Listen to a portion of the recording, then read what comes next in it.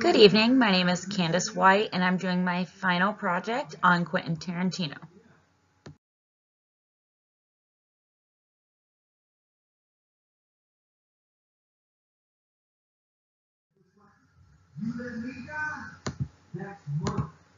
Quentin Tarantino, American film writer and director.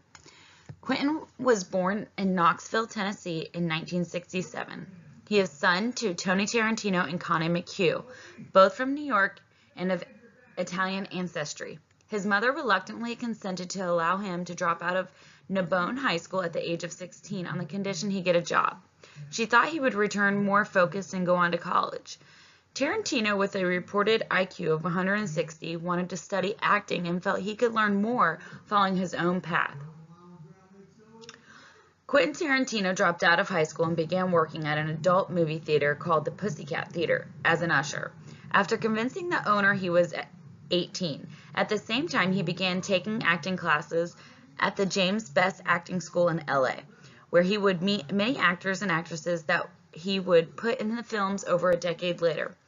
His final career choice prior to the world-renowned fame was at the video store in Manhattan Beach, California, where he would write Crimson Tide, which went on to make millions in the domestic box office, which he oddly enough never was credited for.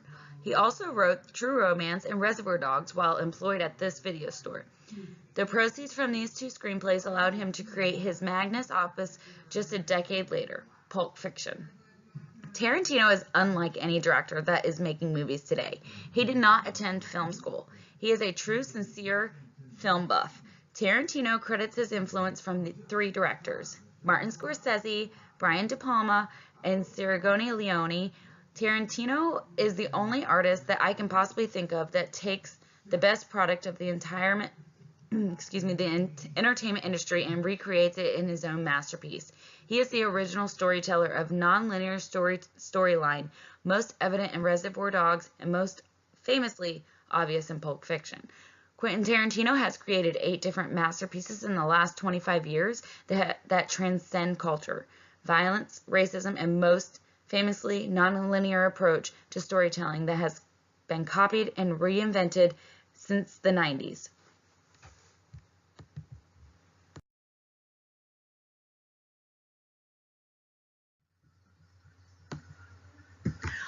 On September 2nd, 1992, Quentin Tarantino introduced us to his world.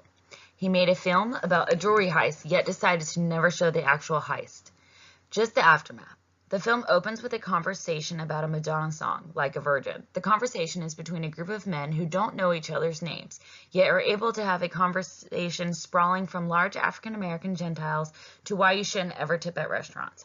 The story takes place after the heist, and we're given flashbacks to show why we are where we are. And each character goes by a color. Mr. Pink doesn't like his name due to its correlation with the female Gentile.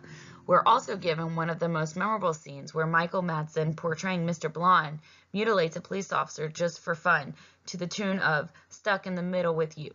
Another interesting fact is that Mr. Blonde's real name in this film is Vic Vega. In the Tarantino universe that starts here in 1992, Vic Vega is a little brother to Vincent Vega, who is portrayed by John Travolta in his next film. In the opening dialogue of Pulp Fiction, just after Pumpkin and Honey Bunny, Vincent Vega advises Jules Winnfield of the differences between Amsterdam and America. It is quite possibly the best dialogue ever delivered in American cinema, in my humble opinion. Pulp Fiction, as stated earlier, in Quentin Tarantino's most relevant and famous film.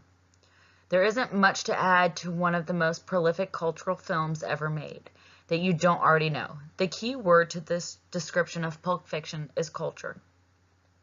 In the world of Pulp Fiction, we get to see California in a way that is imagined by an artist. A world where we have a big Kahuna Burger, but McDonald's still exists.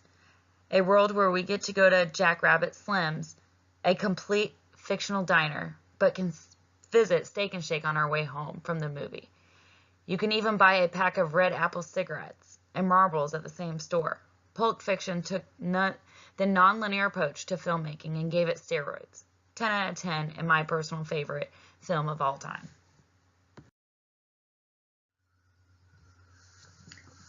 Jackie Brown was Quentin's long-anticipated follow-up to Pulp Fiction.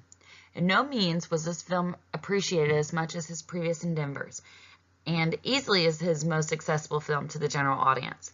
As Tarantino resurrected John Travolta's career with Pulp Fiction, he aimed to bring back Pam Grier, which was one of his childhood cinema crushes in the 80s. Tarantino was paying tribute to his favorite novelist, Elmore Leonard. I consider this film the most straightforward and accessible film by Tarantino due to the fact that it's an all-star cast and does not differ from most American film plotline. I give this movie an 8 out of 10, and even though my least favorite film from Quentin, it's still a great movie.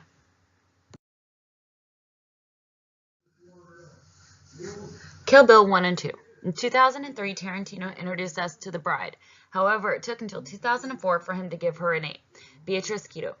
The Kill Bill movies represented a break in artistic intellect for Tarantino. He separated himself from the nonlinear approach, at least in the sense that it did not reflect the essence and the storyboard of his films.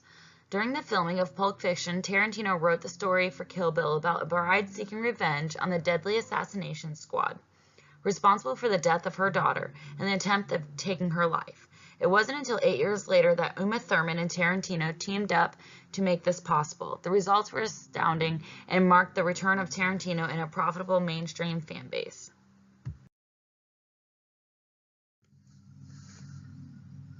Django Unchained. In 2012, Tarantino proceeded with his perception of American history, and all Americans went out and rejoiced in his vision.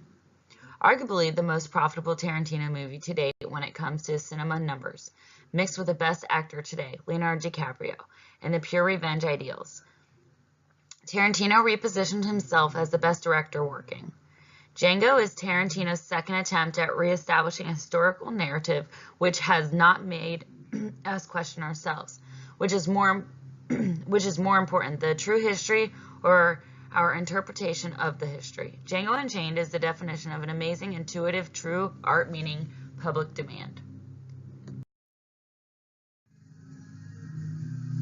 The Hateful Eight. Tarantino's most recent film is The Hateful Eight.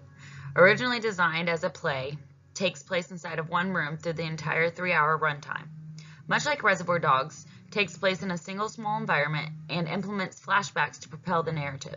Again, utilizing Samuel L. Jackson as Tarantino has done before, creates an environment of racism, cultural reflection, and pure revenge cinema with legends in the acting world.